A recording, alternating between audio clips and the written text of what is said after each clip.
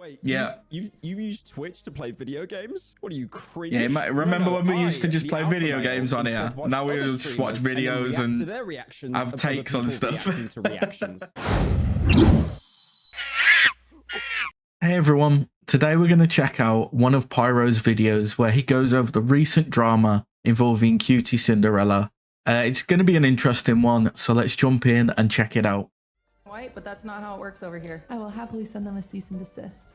I do think your tone doesn't help. I was uncomfortable. I'm really sorry. She has gay friends.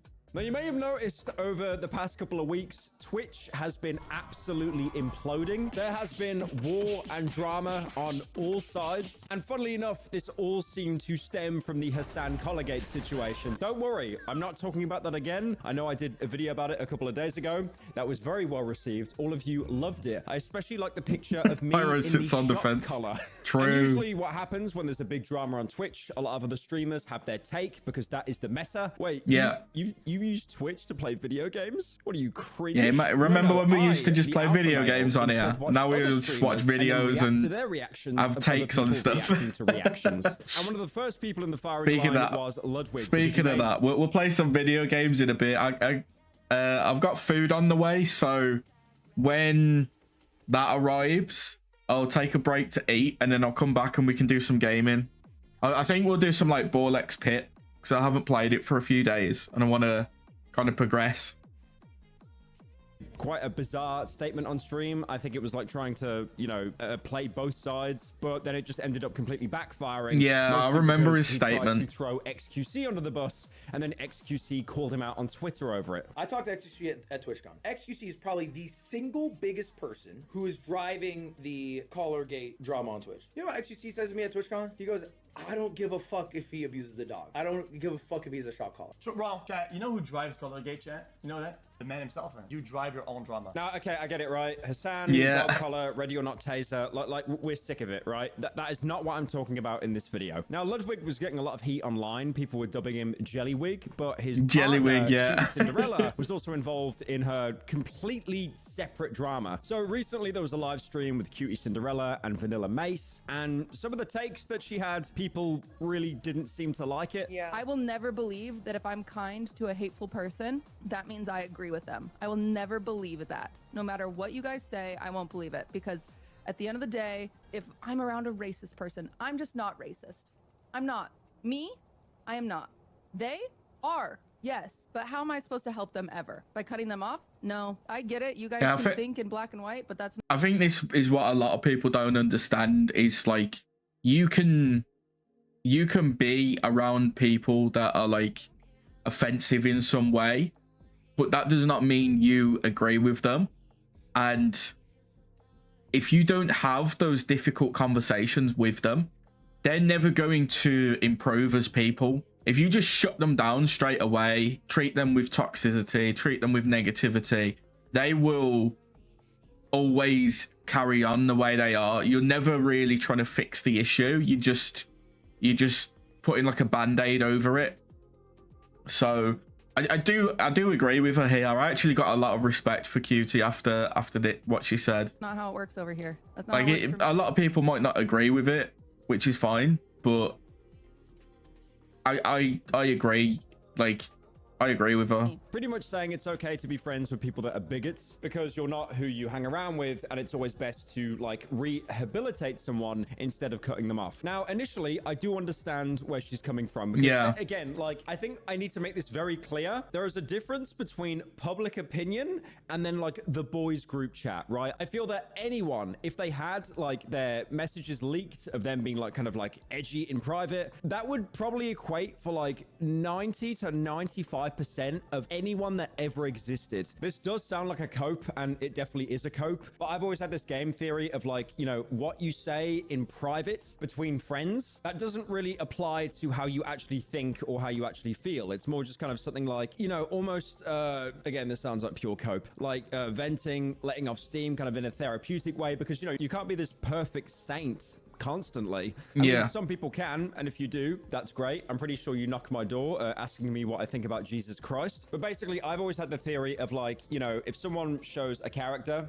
and then they're, you know, different to close friends in private, you know, they'll make like the occasional joke that they wouldn't say publicly. I don't really see too much of an issue of that. I mean, there are some things you definitely can never actually say. Oh yeah, I think 100%. personally, if it's kept to the realms of, okay, it's a joke because I know how like immoral and bad this is, and this wouldn't actually reflect how I would act or feel in the real world. You know, I mean, it's not the best outcome, but it's definitely a good compromise. Now, obviously, in the example that Cutie is giving, you know, let's say you're with a group of friends and one of them is being like openly hateful to someone in the group because of like, I don't know, gender, race. And yeah, I definitely think talking to someone and trying to change their perspective for the better is much better than just completely cutting them off. Yeah, Because if you cut them off, you then have I think that's where I kind of agree with her point. Is like,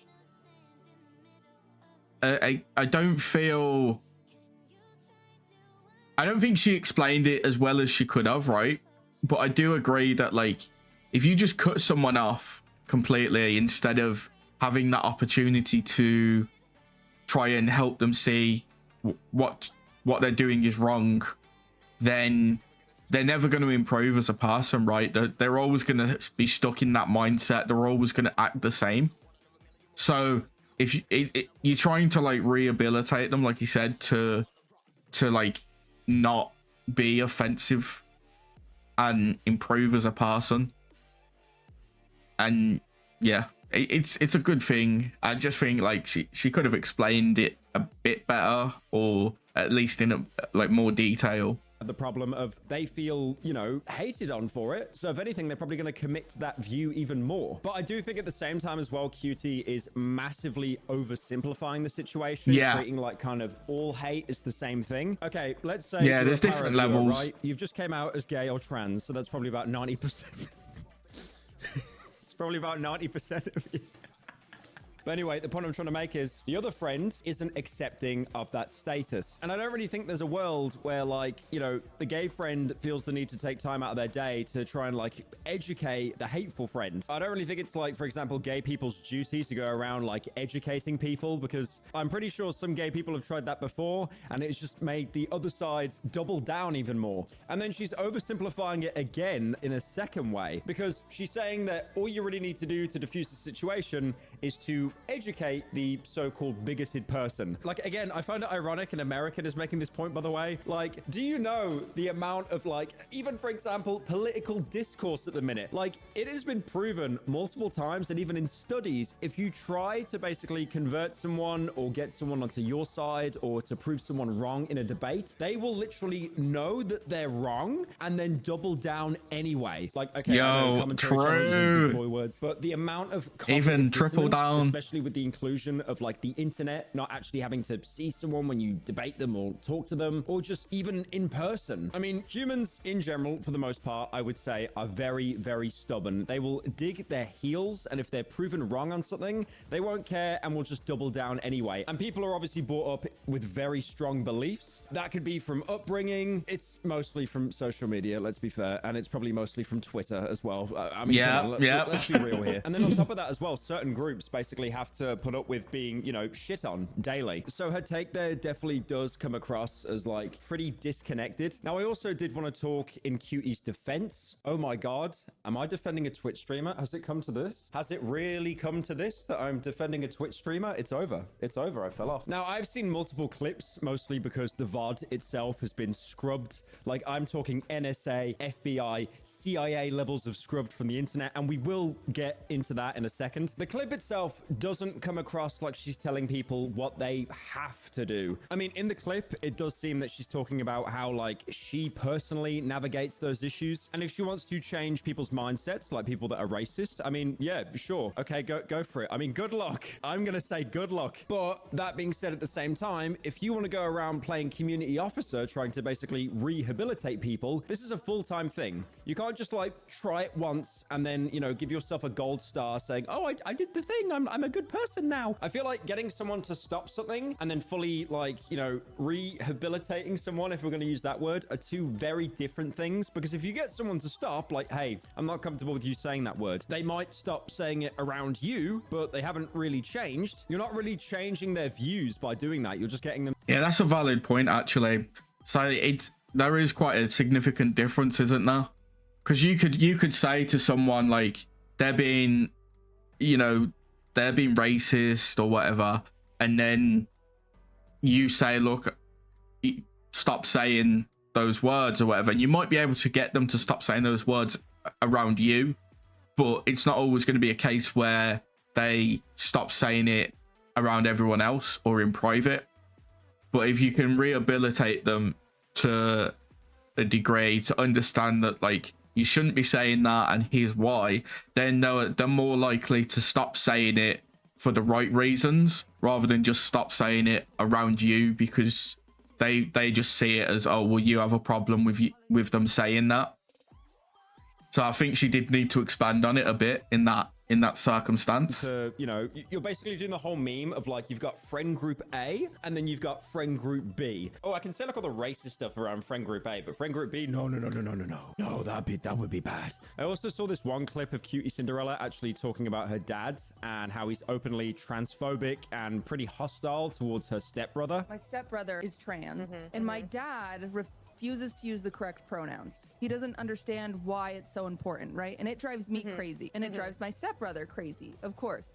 But I've had to say to my dad, you know, it's not gonna hurt you. It's not gonna hurt you to say the correct pronouns, but it does hurt him when you say the wrong one. You know what the difference is I'm able to have this conversation with my dad because I'm open-minded and we love each other. My stepbrother just says off and won't talk to my dad, so there's no progress being made. Yeah, and so you can, it's all about making progress. You can say that. You can say to me, no, you're supporting it. I'm not. I don't support that my father is transphobic at times. I don't support that, but I still love my dad and I'll go to coffee with him tomorrow, but I don't support that. And she explains the situation. She talks about how she's trying to help him and then ends it by saying, I mean, yeah, like, I'll still go and get a coffee with him. Because at that point, you're basically accepting the bigotry as long as it's not done in front of you. Because again, unless I'm missing some huge I mean, I suppose I see where Pyro's coming from with that. Able to change her dad's worldview because I guess that's how people have kind of took it, haven't they? Because to me, I'm taking it as like it's still someone that she's close to, and she's trying.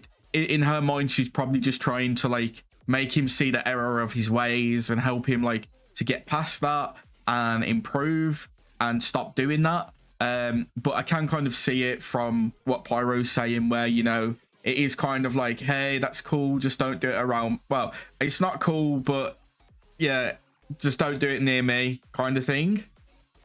So yeah, I can kind of see where they're coming from.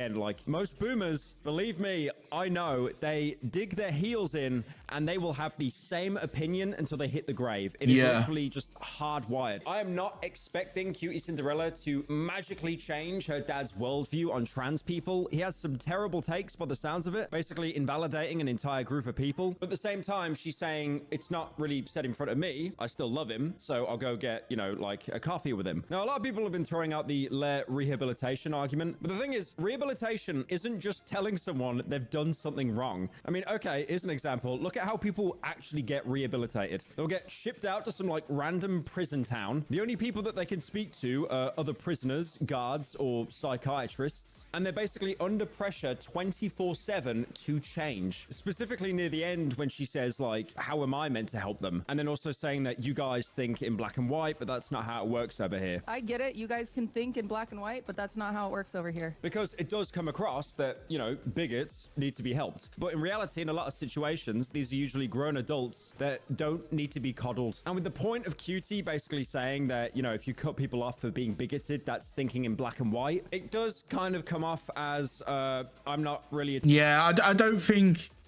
she's doing it correctly. I like I said, I understand where she's coming from. I understand the point she's trying to make, because you can't really, if you just cut someone off, they're never going to improve. They're never going to learn, hey, I should be doing this. I need to stop doing this, and this is why.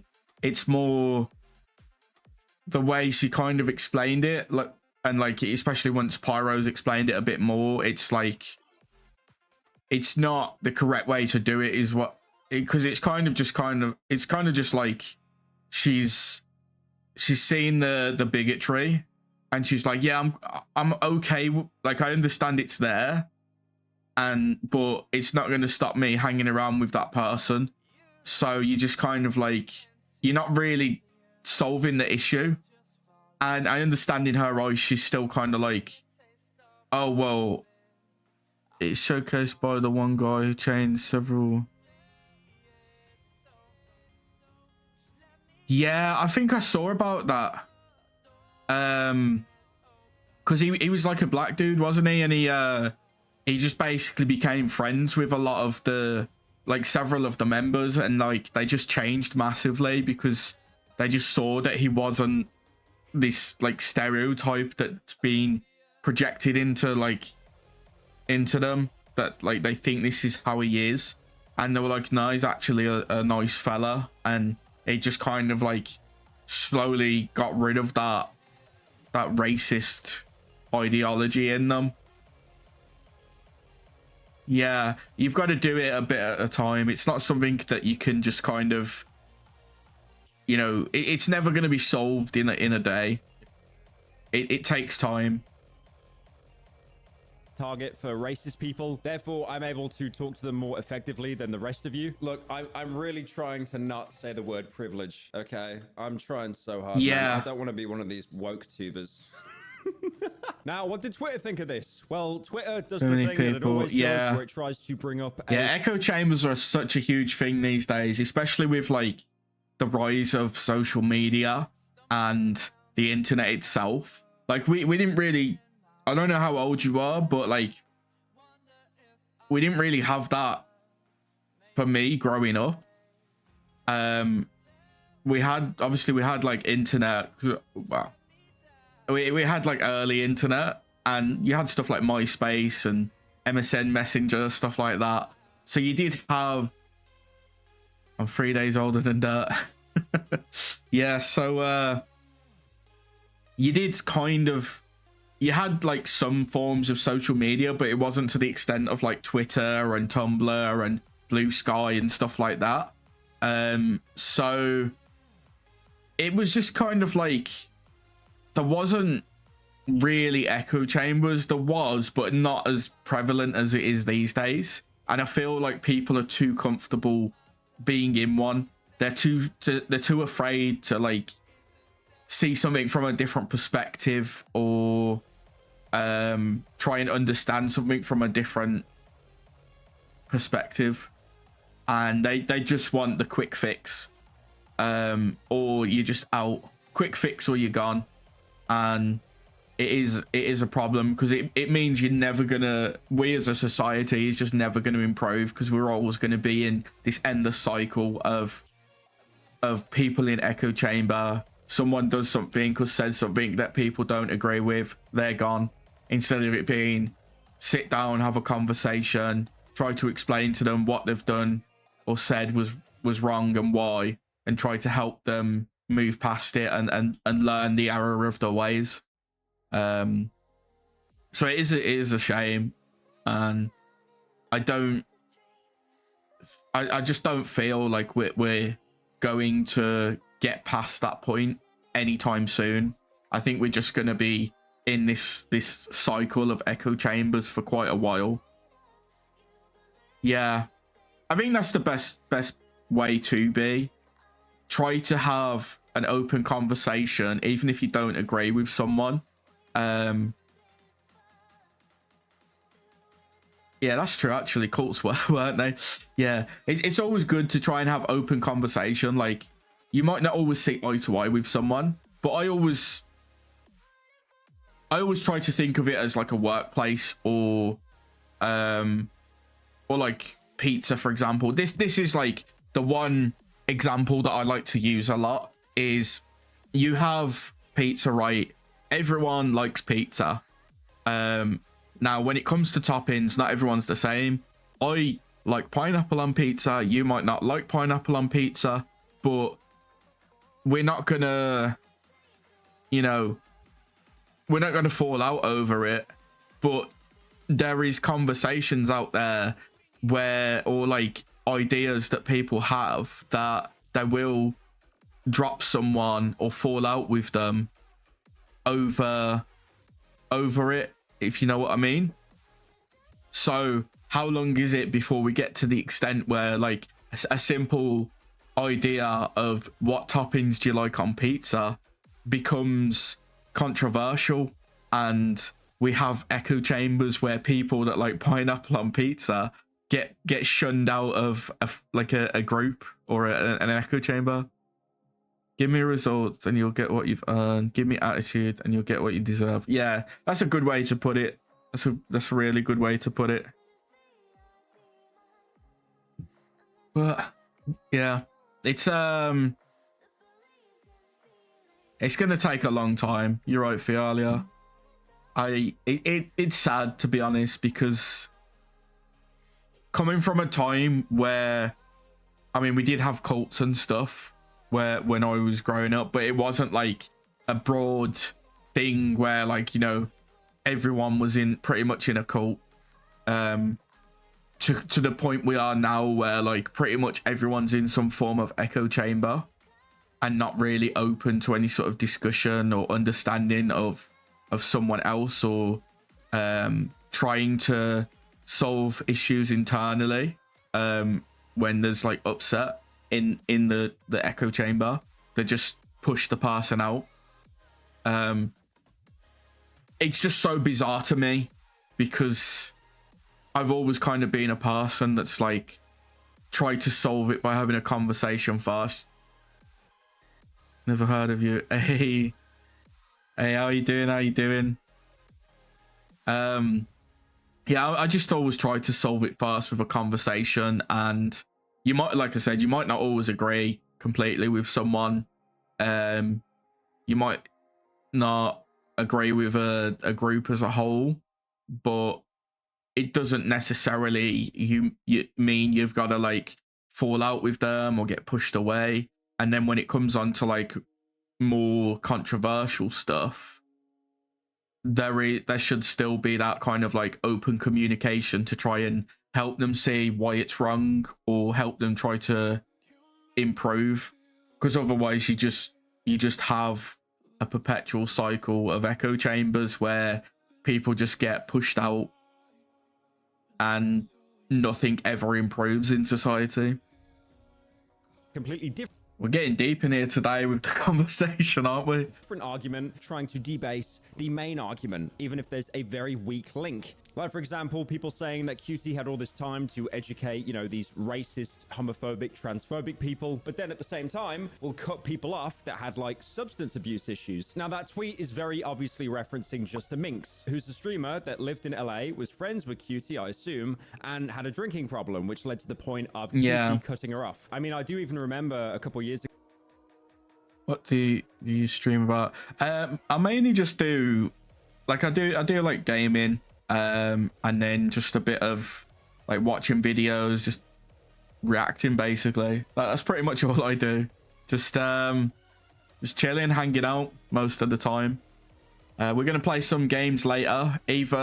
So I did say Ball X Pit, but I'm kind of like itching to play more Ninja Gaiden, so I might give it another go. I might just preemptively switch to a PNG reactive at that point and kind of prepare for it, because I just feel it might just be like poor optimization, but we'll see what it's like when I go to play. A specific example of QT allowing Minx to come to an event. I'm not sure whether it was like the Streamer Awards or something. It was some kind of award ceremony, but basically said to Minx, you cannot drink, despite the fact that the event basically had alcohol everywhere. And I can definitely see why people would take issue with that. Obviously, you have a known alcoholic being invited to an event around alcohol. She might have just been banned. Yeah, I'll agree with you there. I'm not a huge fan of QT, but I do kind of have a bit more respect for her for like going against the grain in this conversation. But she did kind of like, I get, like I said, I get where she was trying to come from, but she didn't she didn't really handle it well. Like, it wasn't worded well, and she could have like gone more into detail with it. So then, like, obviously she got a lot of backlash for it. And then I don't get Valkyrie with the whole like hate on white people, because it's got nothing to do with that at all. Like, that's not the context of the conversation. So you just moving the goalposts to fit your narrative instead of actually attacking the actual issue at hand. And that's kind of what the problem was in the first place anyway, and then not invited, because from what I believe, she did end up drinking anyway. But then other people also made the argument, well, you knew this person had like a problem, and then you surround them with their addiction constantly, and then you tell them to, you know, don't touch the addiction. It's definitely gonna be whoa, oh my god, that's actually such a valid point. So if they know that Minx had a problem with alcohol, like she was a really bad alcoholic, putting her at an event and just saying don't drink, and then surrounding her with alcohol was probably not the best idea. But Ludwig also did that as well. With I can't what was his name now? The Smash player. He was an alcoholic and a friend of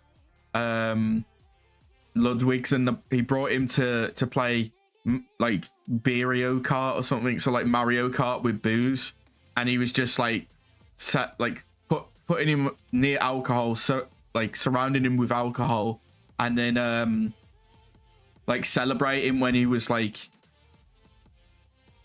drinking and stuff. It was so bizarre, but you know, I guess birds of a feather flock together. One of those arguments where it's like, did Cutie like unintentionally enable it, or is it more just it should have really been on Minx the adult to have some self-control and not indulge in the addiction? But the biggest consensus at the time was yes, she had a massive problem and she needed help. I don't like talking about Minx. That's been like a really sad situation. She's clearly someone that needs legitimate help. Now, you might remember when I mentioned earlier in the video that the VOD of Cutie Cinderella was actually entirely removed. It was scrubbed. She then got into more drama because she basically started to threaten people with cease and desists that were using the VOD. Someone said that there's someone uploading my VOD onto Twitter. Is that what you said? If you could send my mod the username, I will happily send them a cease and desist. Or you can give them a heads up for me. That's not a good response, to be honest. Or if they're watching this right now, I will sue you. Quite literally. I'm not afraid of doing that. That's a money waste. It's not, actually. It's like relatively cheap for me. I'm happy to spend. Just stand by what you've said instead of attacking people. That's not a good. That is not a good way to go about it. She said what she said. She took down the VOD, and now she's trying to sue people for showing the VOD. That's not good. That's very disingenuous behavior. Upload it to make money for myself. You're not allowed to take advantage of the content that I am creating that you are doing nothing for without my permission. Now, the only out I can give her here is that she's stressed about all the drama. But again, like, it's an awful look. It's, you know, the that's not a good look. Her saying that she'll sue, the little sip of the tea afterwards. Ooh, drama. And then also bragging about $500 is basically nothing to prove a point. It just screams unrelatable. Now, in her apology stream, she did actually clarify on this point, though. She did say that the clip was taken out of context, and she was actually talking about a taken down singing stream she did right after she played unreleased music, not the stream where she was talking about, you know, bigoted people. Since the VOD was deleted, I did a singing stream after. I've been wanting to do a singing stream. If you watch me, you know that. And whenever I do singing streams, I delete the VOD because I'm embarrassed of my singing. And I started the singing stream, and I sang some of my unreleased music. I sang 3 of my unreleased songs, and then people were threatening to upload that. And so, yes, admittedly, I was on edge, and I was. I don't know. Why would she could be right? But if you're not comfortable singing publicly, then why are you doing a singing stream and then deleting it after and getting mad that people are taking that and uploading it? And also, I don't think, given the context of what's going on, I feel like people would more likely take her stream where she's like critiquing people instead of her singing stream, and they'd upload that instead.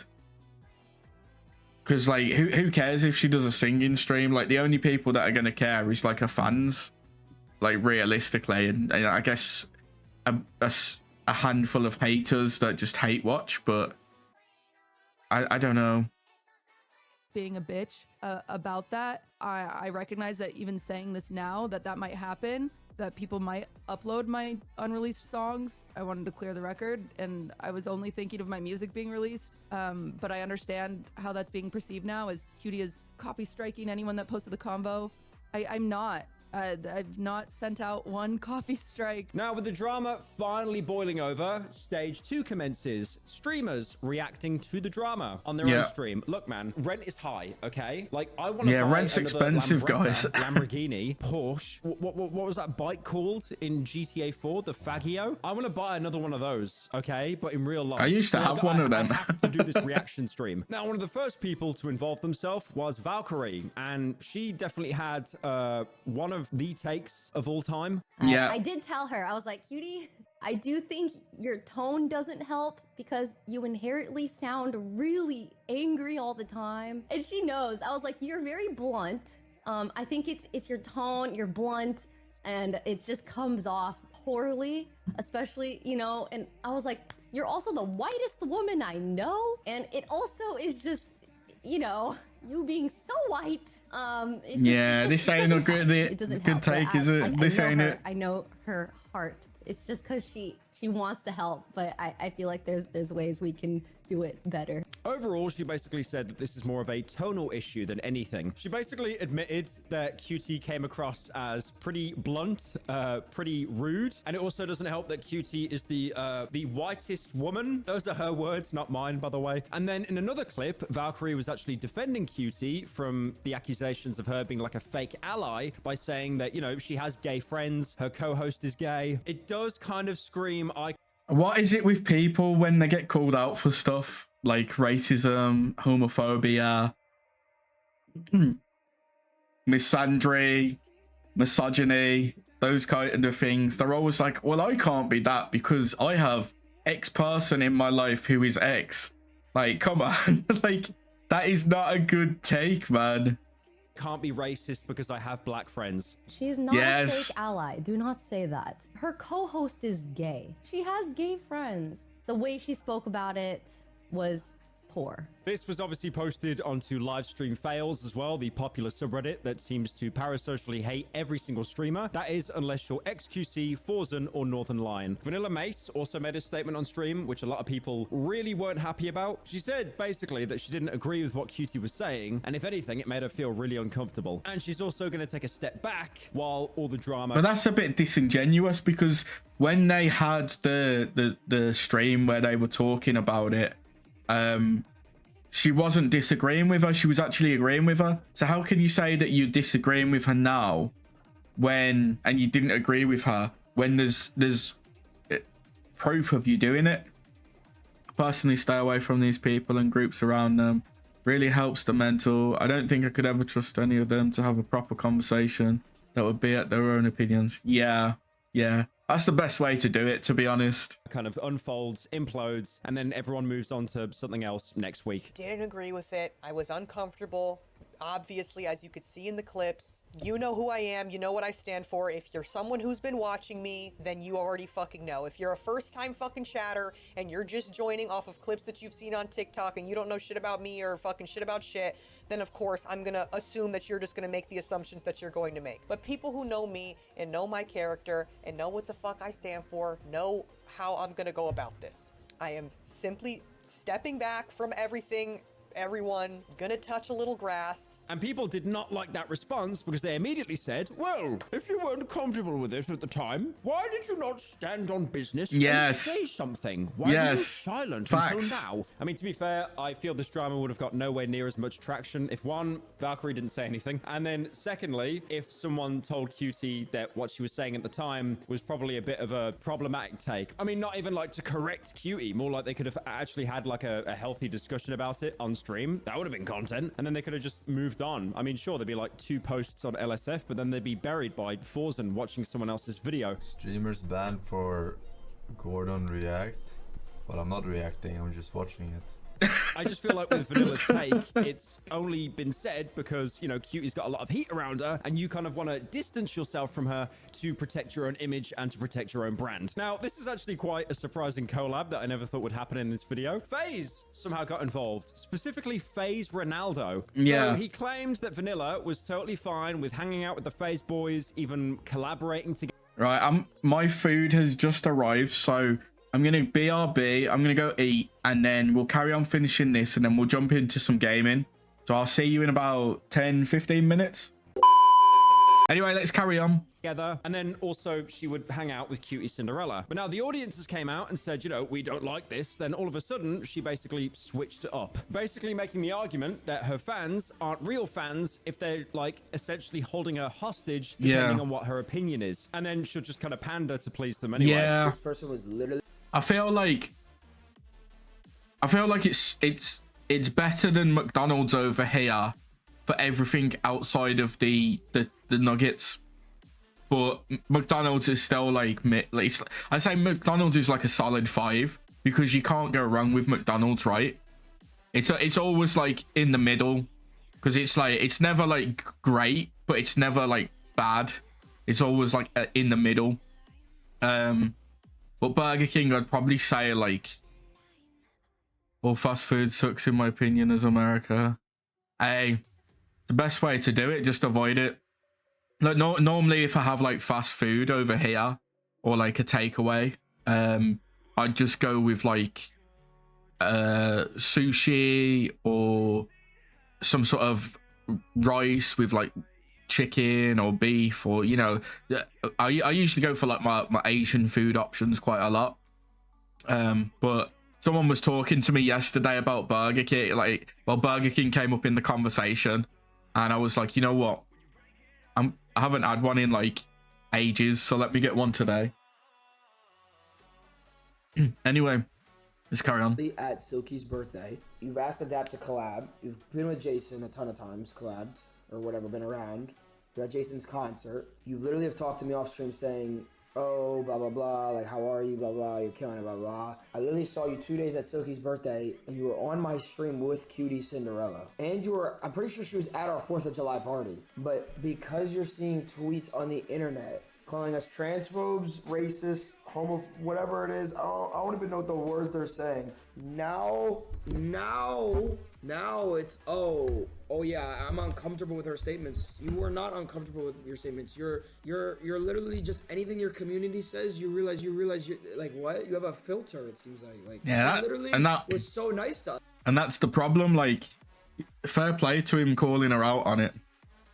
I'm so confused. And now she's saying she's agreeing with people and that she's uncomfortable with what Cutie's saying. What is... It seems to be whatever your community says, you get worried about. You get worried about what your community says because that's how you make your money. And you have to do it exactly what they say. You don't. This isn't real fans, by the way. Fans aren't just fans for holding you accountable. Yeah. Fans are people that support you and understand your point of view or your statements. Anything that your community says, it seems like you just agree with instantly. How are people going to call us homophobic and transphobic? We've never even... What have we done that's anywhere near that? We fucking saved the gay dude from... for God's sake. And then this led to XQC getting involved because of course he did. He probably lost a bet on steak or something. Apparently he got a PhD recently, I'm not sure. He pulled up a flowchart to explain how a lot of streamers actually here it is, the flowchart. If they agree with something that the public disagrees with, oh no, I secretly disagreed with that the whole time, guys. I'm on your side. I was trolling, I was testing you. It's basically just a very cowardly way to quickly save face if shit goes sideways. This person is saying, you're saying something, I agree, but does chat agree? My chat in emote only mode so I can farm the hateful watchers. So let me check Twitter a day later. Oh, you guys don't agree? Well, guys, I always It is the disagree. perfect, Jesus. the perfect chart, isn't it? Someone says something, I agree. Does the public agree? No, then I disagree. Does the public disagree? Does the public agree? Yes, there's no problem. Someone says something, I disagree. There should be another one where it's like, does the public agree? Yes, I agree. Like a little line from disagree to public and then to yes to agree. And basically, if chat says they agree, we agree.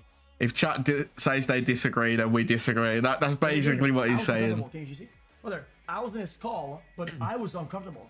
Like, that's obvious. Jesus. Now, QT did actually make an apology, directing it at all the people that she hurt. It wasn't like a kind of, I'm sorry you feel that way. It was like a genuine direct apology, which is, you know, pretty good. Great job. I've heard what a lot of people are saying, and I am sorry for the hurt that I've caused people. I'm really sorry. If you don't want this apology, then it's not for you. And clearly you're not hurt, but I'm apologizing to people that I've hurt, and that's important to me. So if you're a part of the queer community and I've hurt you, I am sorry. If you are a person of color who I have hurt, I am sorry. I really am. The way I was wording things was very like irresponsible and wrong, and I'm sorry. This is not about me. It's annoying that I'm chill. I'm fine. I don't articulate myself well, which means I can't really be upset if what I'm trying to convey is misunderstood, because like, don't get me wrong. At first I was like, how could that be taken this way? And then I listened and I learned and I said, oh my God, because it wasn't my intention, but I did articulate things very irresponsibly, and that sucks. Even some of the clips I've seen, I feel so irresponsible for my own wording. I really do. And I'm sorry for that. I watched it back. I understand why it was hurtful. But again, like, is the apology going to change anything? Probably not. At the time, it seemed that QT was very clear on her stance. I mean, a great example is a bunch of like haters or like internet comments or like genuine fans with good criticisms. They're not going to immediately make her stop talking to her dad because of her dad's opinions. And it also ties back into what FaZe Ronaldo and XQC were saying. You will hold an opinion until the court of Twitter decides the opinion is wrong, and then you will go back on the opinion.